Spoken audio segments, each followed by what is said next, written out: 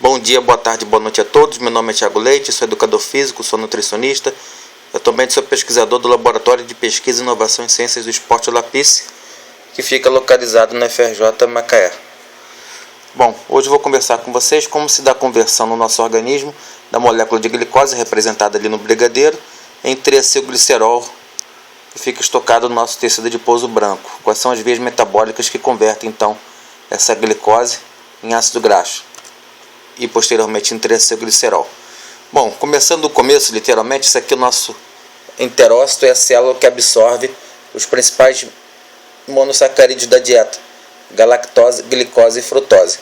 Então, independentemente se você come macarrão, batata, se você até toma seu refrigerante que é cheio de frutose, se você toma o seu mel, sacarose, enfim, o que a gente acaba absorvendo no enterócito são os monossacarídeos, constituintes quantitativamente os mais importantes da dieta são galactose, glicose e frutose. Então, como a gente pode ver, a frutose é transportada através de um transportador denominado GLUT5, representado aqui em azul. É um transportador que faz uma difusão facilitada, não gasta energia, não gasta ATP. Como só transporta um soluto por vez, uma forma de único sentido, por diferença de concentração, ele é denominado uniporte, tá? Um soluto por vez. Então, única e exclusivamente por diferença de concentração, a frutose, uma vez aumentada em concentração no lume intestinal, devido à sua alimentação rica em frutose, ela vai ser captada por meio intracelular do seu enterócito.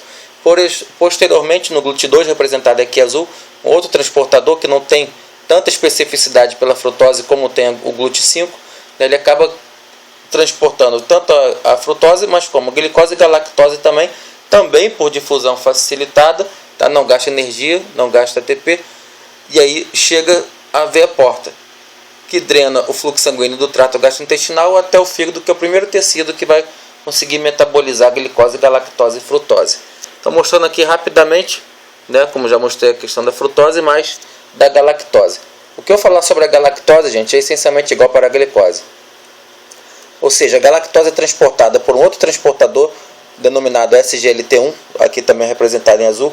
Existe o cotransporte de galactose e sódio simultaneamente. Uma molécula de galactose para 2 de sódio. Isso aqui é o transporte ativo secundário, que ele não gasta energia sob a forma de ATP diretamente, mas vai precisar, como veremos mais adiante. Ou seja, não é esse transportador que gasta ATP diretamente, mas vai precisar aqui na bomba só de potássio ATPase, como a gente vai ver. Então, o SGLT1, né, é um transportador que depende de sódio, tá? Sodium Dependent Glucose Co-Transporter. Tá? Então, SGLT1 é um transportador do tipo Symporte, que transporta 2 solutos no mesmo sentido. Se fosse nos sentidos opostos, seria antiporte, não é o caso. Bom, então o sódio, uma vez que foi captado do lume intestinal para o meio intracelular, a tendência dele seria aumentar a concentração no meio intracelular. Isso seria deletério, porque dificultaria, né, a captação de mais de galactose, glicose e do próprio sódio. Uma vez que, se ele aumentasse em concentração no meio intracelular, dificilmente teríamos ainda um gradiente favorável para o sódio ser captado da luz intestinal para o meio intracelular. Então, como que a gente resolve esse problema? Bomba sódio potássio ATPase, a famosa bomba de sódio potássio ATPase, que com hidrólise ATP diretamente, então ele é um transportador ativo primário, porque hidrolisa ATP diretamente, ela acaba bombeando o sódio do meio intracelular para o meio extracelular e o potássio do meio extracelular para o meio intracelular.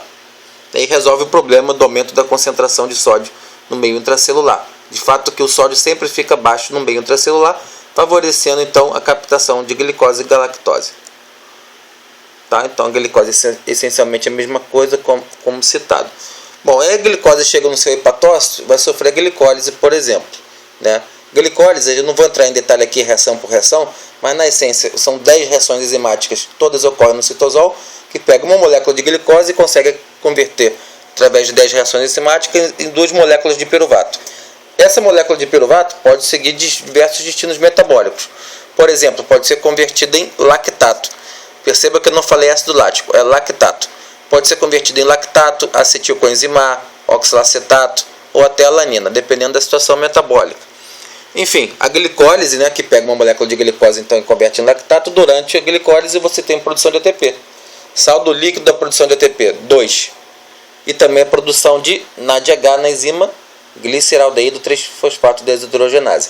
Mas como eu estou abordando nesse vídeo a conversão da glicose em ácido graxo, na realidade vai ver esse desvio aqui, ó, para dihidroxicetona. É dihidroxicetona fosfato. Aqui está mostrando só dihidroxicetona. Faltou o fosfatozinho no modelo. Então, se a sua glicose está sendo canalizada para converter gordura, ela não vai pegar o fluxo glicolítico para gerar ATP, ela vai formar gordura. Então, a glicólise vai pegar a sua glicose e vai desviar para cá. Dihidroxicetona fosfato vai fazer o que a gente chama de novo lipogênese. Então, não vai ser mais glicólise em si. Só vai pegar um caminho dela, o inicial. Então, como que isso acontece, gente? Imagina aqui a glicólise. Acabei de mostrar que a glicose converte uma molécula de glicose em 2 moléculas de piruvato. Está aqui o piruvato. Esse piruvato tem diversos destinos metabólicos. Um deles ele pode entrar na membrana mitocondrial interna através desse transportador representado em azul, denominado MCT, transportador de monocarboxilato. Esse piruvato na matriz mitocondrial pode seguir 2 destinos. Através da enzima piruvato carboxilase ser convertido em oxalacetato, ou através do multicomplexo enzimático piruvato desidrogenase ser convertido em acetil-CoA. Perceba que uma molécula de piruvato vai ser convertida em oxalacetato ou acetil-CoA. Uma molécula de piruvato não é convertida simultaneamente em oxalacetato e acetil-CoA. É um ou outro. Porém, oxalacetato e acetil-CoA na matriz mitocondrial são condensados pela enzima citrato sintase e é convertido em citrato.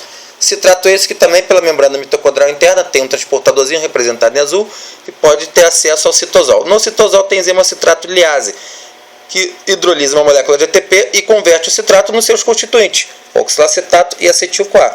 Esse acetil-CoA é esqueleto de carbono, que na essência foi oriundo da glicose, como a gente viu, que vai ser convertido em ácido graxo, já veremos. E esse oxalacetato tem 2 etapas. A primeira, através da catálise enzimática da malato desidrogenase, é convertido em malato, tá? Custas de NADH. NADH que veio da onde? Por exemplo, da glicólise, naquela enzima gliceraldeído 3-fosfato desidrogenase. E aí o oxalacetato é convertido em malato. A malato é convertido em piruvato, fechando o ciclo. E aí o piruvato pode ser convertido novamente em citrato. E o citrato vai para o citosol. E aí você já sabe, fecha o ciclo. Então o oxalacetato é convertido em malato, pela malato desidrogenase, como vimos.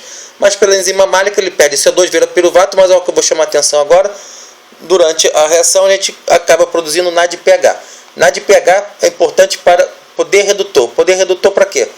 Para formar N moléculas, né, que necessitam desse poder redutor nas suas reações. Uma delas é a própria síntese de ácido graxo. Então já perceba aqui que a glicose, a molécula de glicose que você comeu no seu brigadeiro, já deu origem, em última instância, a NADPH, que é importante para a síntese de gordura, e já deu origem também ao acetil-CoA. Né? Além disso, a glicose vai aumentar a insulina, o hormônio altamente também lipogênico, também vai favorecer a síntese de gordura. Bom, essa aqui é uma enzima-chave, gente. O acetil-CoA que está no citosol, já foi produzido, já está no citosol, através da reação enzimática da acetilcoenzima carboxilase, ACC, está aqui representado, ó, acetilcoenzima carboxilase, a famosa ACC. A ACC faz o que? Ela converte acetil-CoA com hidrólise do ATP em malonil-CoA. Essa etapa aqui é a etapa limitante, ou seja, se você formar malonil-CoA lá no seu hepatócito, muito provavelmente ele vai ser convertido em ácido graxo. O principal é o palmitato com 16 carbonos. Então, como que isso acontece? Inicialmente, como já dito, a ACC então, é a principal enzima controladora de todo o fluxo para a síntese de ácido graxo. Então, quando você está no estado muito bem alimentado, quando você comeu carboidrato, quando você comeu insulina, quando a insulina subiu em função do carboidrato que você ingeriu, você vai ter toda uma sinalização, né, insulinêmica, até uma cascata de sinalização intracelular, que vai favorecer a defosforilação e ativação de quem? Da ACC. Aí você forma malonil-CoA. Malonil-CoA formado vai formar o palmitato, como eu falei, pelo multicomplexo enzimático ácido graxo sintase. Quando você está em jejum, não é o momento de formar gordura. Então, dentre outros hormônios, o hormônio que vai estar elevado é o glucagon. O glucagon também se liga no seu receptor de membrana, né, lá no seu hepatócito, através da sua sinalização, vai fosforilar e inibir quem? A ACC. Então, a ACC inibida, você não forma malonil-CoA. Então, no jejum, a tendência é não formar gordura. Né? Então, a gente sabe que a insulina, através de uma série de sinalizações, a famosa sinalização PI3 quinase AKT-mTOR, acaba favorecendo captação de glicose e formação de malonil-CoA. Também aumenta a expressão de enzimas lipogênicas. Enfim, a insulina acaba fazendo isso. Bom, e aí, essa malonil-CoA, através de várias reações, como citado, no complexo multienzimático ácido graxo sintase, acaba sendo convertida em palmitato. Como isso acontece? Malonil-CoA tem 3 carbonos na estrutura. A acetil-CoA tem 2 carbonos na estrutura. Então o ácido graxo sintase pega uma molécula de acetil-CoA mais uma molécula de malônio-CoA e junta as duas, condensa. Em teoria, teríamos que formar uma molécula com 5 carbonos. Só que durante a reação é liberado uma molécula de CO2. De forma que nesse primeiro passo desse multicomplexo enzimático ácido graxo sintase, a gente acaba ficando com uma molécula de 4 carbonos. Então agora a gente tem uma molécula de 4 carbonos. Ácido graxo sintase pega mais uma molécula de malônio-CoA, que tem 3 carbonos.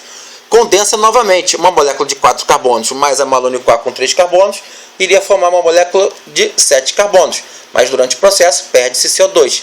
Então a gente fica com uma molécula de 6 carbonos. Ainda está lá grudada literalmente na ácido graxo sintase. Não foi para o meio, tá? Não foi lá para o citosol, fica grudado.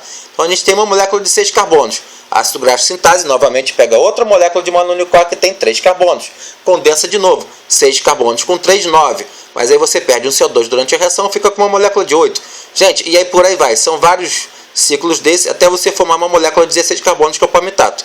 Durante todas essas reações, há necessidade do poder redutor sob a forma de NADPH. Então a gente já sabe uma das origens do NADPH, que é a enzima málica, que na última análise, como já citado, veio da glicólise, né? Enfim, então está aqui representado. A glicose, primeira reação da glicose dentro da célula, lá do cepatócito, é ser fosforilada pela enzima hexoquinase, no caso a glucoquinase, né, com hidrólise ATP, e daí você forma a glicose 6-fosfato. A glicose 6-fosfato pode pegar o fluxo glicolítico, como a gente já sabe, formando piruvato, ou pegar uma outra via metabólica muito importante no nosso fígado, que é a via da pentose-fosfato. Via da pentose-fosfato forma o quê? Forma pentose, está aqui, pentose. Um carboidrato com 5 carbonos. Essa ribulose aqui pode depois dar origem a diversos outros compostos. Mas o que eu vou chamar a atenção aqui é que a via da pentose-fosfato, que então é um desvio do fluxo glicolítico, logo na primeira reação, logo na primeira molécula formada, que é a glicose 6-fosfato, gera NADPH, ó, 2 moléculas de NADPH. Então esse NADPH é o poder redutor, junto com a enzima málica, que também forma NADPH, para a gente formar ácido graxo. Então está lá a enzima málica formando nosso NADPH, que como a gente já tinha visto. Bom, então já tem o ácido graxo formado, né, a partir da glicose. Fica faltando o esqueleto de carbono para formar o triacilglicerol. Então a primeira pergunta, de onde que vem esse glicerol? Vamos dar uma olhadinha. Os principais tecidos que fazem síntese de triacilglicerol, gente, é o tecido adiposo, o fígado, que é o principal no meu entender, glândula mamária com lactação e até o próprio enterócito, que é uma maneira um pouquinho diferente, mas ele acaba assim formando o triacilglicerol também. Bom, então como já citado, olha lá nossa glicose, que pode sofrer glicólise, mas eu não quero gerar ATP nesse momento, não é prioridade, não quero formar piruvato, não quero formar ATP. Então não vou pegar o fluxo glicolítico, eu vou ter esse desvio para dihidroxacetona fosfato, lembra que aqui está faltando fosfatozinho no modelo. Então está aqui, glicose, entrou na glicólise e formou dihidroxacetona fosfato. Ó. São 3 carbonos e tem um fosfatozinho no carbono 3, dihidroxacetona fosfato. Primeira reação, vai pegar o NADH produzido na glicólise.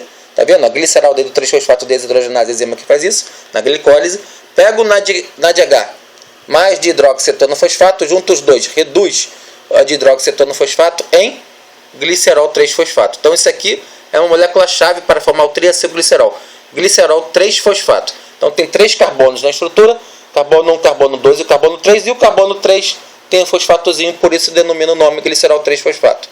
Outra possibilidade da origem do glicerol 3-fosfato é o glicerol livre que vem majoritariamente a partir da lipólise, lá no seu tecido adiposo branco. Então você tem um triacilglicerol no tecido adiposo branco, sofre lipólise e aí você pode liberar o glicerol. Então no seu hepatócito, aí, principalmente no hepatócito, tem essa enzima glicerolquinase, que pega o ATP, hidrolisa e pega o fosfatozinho do ATP e bota no glicerol. Então glicerol mais fosfatozinho, glicerol 3-fosfato. Então são 2 caminhos aí para você formar glicerol fosfato. Mas lembra, um deles é a própria glicose que você comeu no brigadeiro. Bom, então você tem um glicerol 3-fosfato, né, que vai ser convertido em triacilglicerol. Como isso acontece? Então está representado aqui azul o ácido graxo. Esse ácido graxo, primeira coisa que acontece no citosol, ele ser ativado, a gente chama assim, ele é ativado ao ser derivado coenzima A. Então vira o acil-CoA. Isso também requer hidrólise de ATP e o consumo de uma coenzima A. Então a enzima acil-coenzima sintetase faz o processo, daí você tem o ácido graxo ligado à coenzima A, que é o acil-CoA. Durante a reação da aciltransferase, transfere o ácido graxo para quem? Para o glicerol 3-fosfato. Libera na reação com a coenzima A. Se você imaginar que isso vai acontecer 2 vezes, no final das contas você vai ter o ácido fosfatídico, que é o glicerol 3-fosfato com 2 ácidos graxos agora na estrutura, no carbono 1 e no carbono 2. Esse ácido fosfatídico está representado aqui novamente. Ó. Então tem 3 carbonos na estrutura, o ácido graxo do carbono 1, o ácido graxo do carbono 2 e o fosfatozinho no carbono 3. Aí você vai ter uma enzima que vai retirar esse fosfato do ácido fosfatídico, de forma que quando você retira o fosfato, você fica com o carbono 3 do glicerol, né, livre. Então você tem agora, na verdade, são 2 diacilglicerol. Na sequência, se você colocar, através da reação enzimática da aciltransferase, mais um ácido graxo, que também foi ativado o seu derivado coenzima com hidrólise de ATP e tal, né? Você vai ter agora o diacilglicerol mais um ácido graxo, vai dar o triacilglicerol. Esse triacilglicerol pode ir para a lipoproteína denominada VLDL, lá no seu hepatócito, depois chegar na corrente sanguínea, ou eventualmente até ser estocado lá no seu hepatócito, dependendo da condição metabólica, e até dar uma esteatose hepática, né? Tá do fígado gorduroso. Aí vai depender das situações. Isso aqui é só metabolismo básico. Bom, resumão, gente. Você comeu carboidrato da sua dieta, através da glicólise, você pode formar dihidroxicetona fosfato, que pode ser reduzido em glicerol 3-fosfato. Bom, glicerol 3-fosfato, se perder o fosfatozinho e ganhar 3 ácidos graxos, vai formar o triacilglicerol. Qual a origem desse ácido graxo endógeno sintetizado, né? O de novo lipogênese, né? A síntese nova de ácido graxo. Bom, veio na essência da glicose da sua dieta. Então essa glicose já aumenta a insulina, que por si só já é bastante lipogênica, né? Lembra, liga no seu receptor de membrana, ativa toda uma cascata de sinalização, ainda até pouco conhecida, mas enfim, P3 quinase e KT-mTOR já está bem descrito, aumenta até o transporte de glicose, né? Através até do GLUT2, o transportador de glicose lá do seu hepatócito, enfim, ativa transcrição de enzimas lipogênicas, tem uma proteína que ela acaba ligando, o SRBP1. Enfim, a glicose também acaba fazendo isso. Então a glicose sofreu glicólise, formou piruvato. Piruvato saiu do citosol, foi para a matriz mitocondrial, gerou oxalacetato e acetil-CoA, que se condensaram e formaram citrato. Citrato sai da matriz mitocondrial, ganha o citosol e lá ele é clivado novamente ao oxalacetato e acetil-CoA. Esse acetil-CoA já está representado aqui, já está no citosol. Tem aquela enzima-chave, acetilcoenzima carboxilase, ACC, que vai formar malonil-CoA, e a insulina, mais uma vez, ativa isso e forma o malonil-CoA. Bom, aí o acetil-CoA forma o malonil-CoA através do complexo multienzimático ácido graxo sintase, pode formar o ácido graxo aqui e depois formar o triacilglicerol, então na presença do glicerol 3-fosfato e tal. Só para mostrar para vocês, aminoácido também pode ser convertido em gordura, não é a principal rota, realmente não é, mas pode acontecer. Dependendo da situação metabólica, a gente tem via metabólica para isso. E só o adendo aqui, a acetil-CoA também pode ser desviado lá no citosol para formar colesterol. Tem muita gente que acha que o colesterol é formado a partir do metabolismo de gordura, colesterol endógeno sintetizado, né? Mas não, colesterol é formado a partir do metabolismo de glicose e com insulina alta. São os 2 processos principais. Só mostrando aqui, gente, a nutrigenômica já não mostra há muito tempo, né, que a glicose, ao se ligar, por exemplo, nessa proteína CHRBP, e ela pode também ativar a glicose, através da ligação do CHRBP, ativar a transcrição de enzimas lipogênicas. Então esse CHRBP migra para o núcleo e lá ativa a expressão de enzimas lipogênicas, por exemplo, ácido graxo sintase e a ACC, acetilcoenzima carboxilase. Então a glicose realmente induz a lipogênese do nosso organismo. Bom, gostou das informações? Quer saber mais? Entra no grupo aqui do Facebook Ciência e Saúde. Eu te convido, vocês graduandos, graduados e pós-graduados aí na área da saúde. Facebook Ciência e Saúde. Lá, por exemplo, você vai ver como que a molécula de frutose também é capaz de ser convertida em gordura, né? Lá no seu tecido adiposo, não, mais especificamente até lá no seu hepatócito. Então a frutose pode ser convertida em ácido graxo no seu hepatócito, apesar de não aumentar a insulina. Então tem lá um outro viés, um outro mapa metabólico para ela, também bem interessante. Se você gostou do assunto, dá uma passada lá. E por aí também você já pode começar a desconfiar porque que dieta low carb acaba também facilitando a perda de gordura, principalmente naquele cidadão bem obeso que quer perder peso rápido. Uma dieta low carb em curto espaço de tempo talvez seja uma das melhores dietas para perder peso e emagrecer. Tá? Então dá lá, Facebook, Ciência e Saúde, aguardo vocês. Um abraço.